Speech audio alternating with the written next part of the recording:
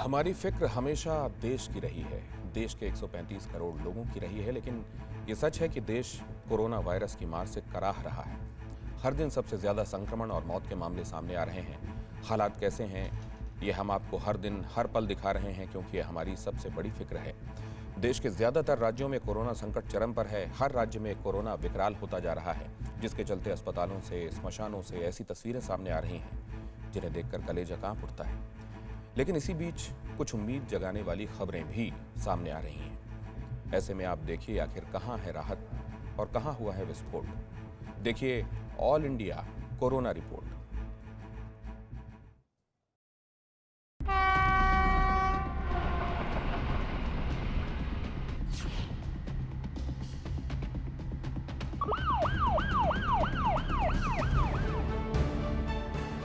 एक एक तस्वीर उम्मीद की है, आशा की है।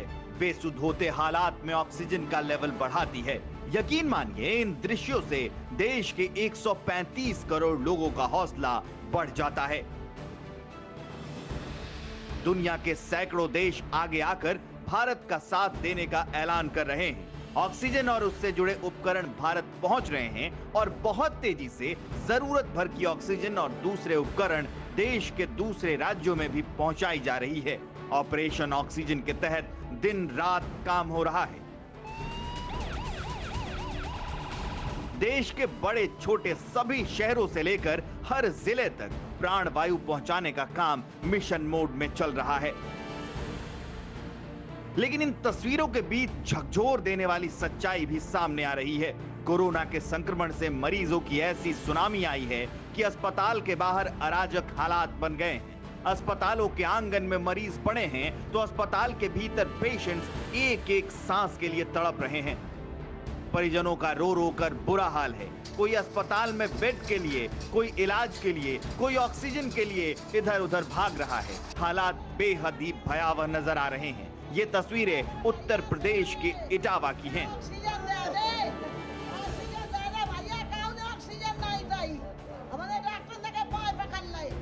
यहाँ व्यवस्था की ऐसी दुर्दशा है कि आप देखकर अंदर तक सिहर जाएंगे। यहाँ पे घटना का भाई, मेरा तो आदमी चला गया और क्या घटना हुई है यार, बता दे क्या वजह क्या रही यहाँ पर? वजह यह कह रही है कि हम कौन तो डरे रहे डॉक्टर न कहते कि ऑक्सीजन लगा दे, ऑक्सीजन लगा दे, तो हमने ऑक्सीजन नहीं लगाई। यहाँ प्राण वायु की आस में 3 घंटे तक मरीज अस्पताल में पड़ा रहा। ना कोई डॉक्टर देखने आया और ना ही इलाज की शुरुआत हुई। जिन मरीजों को तुरंत ऑक्सीजन देने की जरूरत पड़ी थी, उन्हें एक एक सांस के लिए घंटों तक संघर्ष करना पड़ा और आखिरकार 4 कोरोना मरीजों ने दम तोड़ दिया। बंदे आ रहे हैं, ऑक्सीजन लगा, डॉक्टर तो है ही नहीं, बेचारे वार्ड बॉय हैं, वो ऑक्सीजन लगा दे रहे हैं। इनफैक्ट उनको भी ये पता है कि ये बंदा बचेगा नहीं, वो बंदा नहीं बचेगा, क्लियर कट पता है उनको। और उनके साथ में कोई भी डोज नहीं लगना है, ना कोई एंटीबायोटिक देनी है उनको, ओनली ऑक्सीजन के भरोसे छोड़ दो। भैया कैसे जिएगा ऑक्सीजन से, बताओ भैया। ये कह रहे हैं कि हमारे पास व्यवस्था ही नहीं, हम सीएमओ से बात कर रहे हैं। सीएमओ साहब, हमने भी सीएमओ साहब को फोन किया, क्या बताया? उन्होंने कहा कि जब व्यवस्था हो जाएगी तब देखा जाएगा। यहाँ मेरे बहनोई थे, 3 घंटे से मैं यहाँ घूम रहा हूँ, किसी ने एक इंजेक्शन तक नहीं लगाया। कोई डॉक्टर मरीज के पास ज़्यादा नहीं रहा है। सबसे रिक्वेस्ट किया, हाथ जोड़ रहे हैं, पैर छू रहे हैं, कोई आदमी डॉक्टर कोई जाने के लिए तैयार ही नहीं है। मरीज के पास कोई नहीं गया है। मेरा मरीज एक्सपायर हो गया है। संक्रमितों की मौत के बाद परिजनों ने हंगामा करते हुए जमकर तोड़फोड़ की। बाद में अधिकारियों के समझाने पर तीमारदार शांत हुए, पर उनका क्या जो चले गए। जो इलाज के बिना बेमौत मरे, ना ही बेड मिला ना ऑक्सीजन। अगर कुछ मिला तो मिली सिर्फ मौत। आप इसे मौत पर हंगामा नहीं, हाहाकार कहिए। प्राण वायु के लिए हाहाकार। ऑक्सीजन के अभाव में अस्पताल के बाहर तड़पते हुए मरीजों ने दम तोड़ दिया। वैसे संकट में दम तोड़ती व्यवस्था के साथ समाज की दम तोड़ती सोच भी सामने आ रही है। उत्तर प्रदेश के ही जौनपुर में एक गांव के लोगों ने ही इंसानियत को ही शर्मसार कर दिया। यहां एक महिला की मौत होने के बाद गांव वालों ने कोरोना के डर से मुंह मोड़ते हुए मानवता को ही कलंकित कर दिया, जिसके बाद बेबस पति अकेला अपनी पत्नी का शवदाह संस्कार के लिए साइकिल पर रखकर गांव के बाहर नदी के किनारे पहुंच गया। लेकिन यहाँ भी लोगों की सड़ी गली सोच से शव को मुक्ति नहीं मिली। लोगों ने गांव की सीमा पर शव को जलाने से रोक दिया। जरा सोचिए कैसे समाज में हम रह रहे हैं, हम में कितनी जाहिलियत भरी है अंदर तक। खैर, घटना की सूचना पुलिस को लग गई। पुलिस ने मौके पर पहुंचकर पूरे धार्मिक रीति रिवाज के साथ शव का अंतिम संस्कार कराया। लेकिन इस पूरी घटना में समाज के संस्कारों का तो अंत हो ही गया ना। गुजरात के सूरत में तो डेथ सर्टिफिकेट के लिए लंबी कतारें लग रही हैं। लोगों को आमतौर पर 3 से 4 घंटे तक इंतजार करना पड़ रहा है और कई बार तो लोग फिर भी बिना सर्टिफिकेट लिए लौट रहे हैं। हालात हाहाकारी हैं। ऐसा लग रहा है देश इन दिनों लाइन में खड़ा है, डरा सहमा।